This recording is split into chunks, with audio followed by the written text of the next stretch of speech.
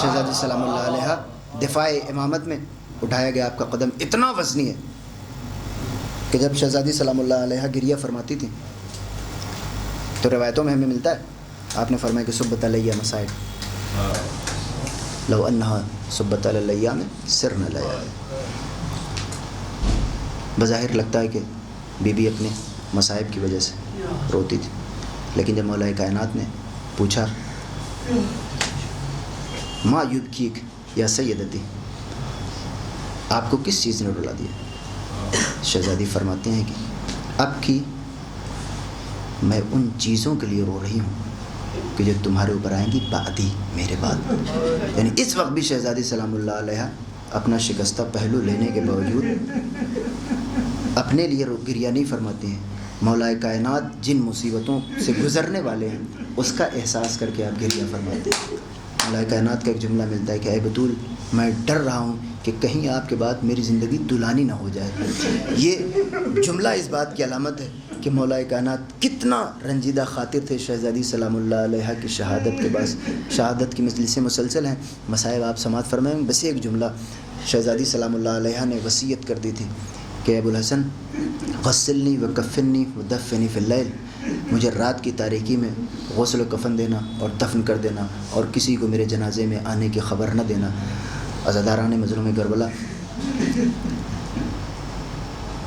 دفن کرنے کی وصیت اگر رات میں کی جائے تو قابل توجیہ ہے کہ شہزادی کسی کو نہیں آنے دینا چاہتی تھی، اس لیے رات میں تدفین کی وصیت کی.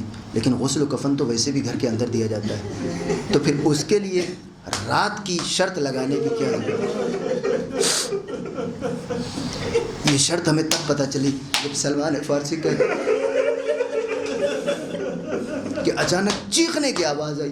میں نے کہا مولا آپ کو میں ساری جنگوں میں آپ کے ساتھ رہا، کبھی آپ نے اس طرح چیخ مار کے گریہ نہیں فرمایا. مولا فرماتے ہیں کہ سلمان کچھ اذیتیں بطول نے ایسی برداشت کی کہ وہ اس دنیا سے چلی گئیں، لیکن مجھے خبر نہ ہوئی کہ فاطمہ اپنے شکستہ پہلو کے ساتھ گھر کے سارے کام کر رہی تھی.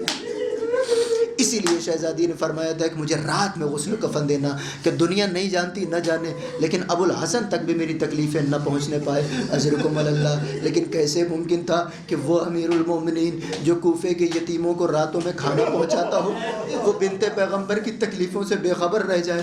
لہٰذا مولا کائنات کو معلوم ہوا اور آپ نے ایسی چیخ ماری کہ سلمان فارسی کو تعجب ہو گیا. اجرکم اللہ. آخری منزل مولا کائنات نے وصیت کے مطابق رات میں تدفین کر دی. بحر الانوار میں یہ روایت موجود ہے کہ مدینے والوں کو پتہ چلا، خصوصاً ان دونوں افراد کو جن کو منع کیا تھا شہزادی نے کہ ان کو میرے جنازے میں مت آنا دینا. ایک نے دوسرے سے کہا کہ الم اقل لک سیفعلون ذلک، کہ میں تمہیں کہہ رہا تھا یہ لوگ یہی کریں گے، رات کی تاریکی میں دفن کر دیں گے. کہا پھر، اور یہ دوسرا انسان جو قتل میں شامل تھا اس کا مزاج ذرا تیز تھا. کہ میں بنت پیغمبر کی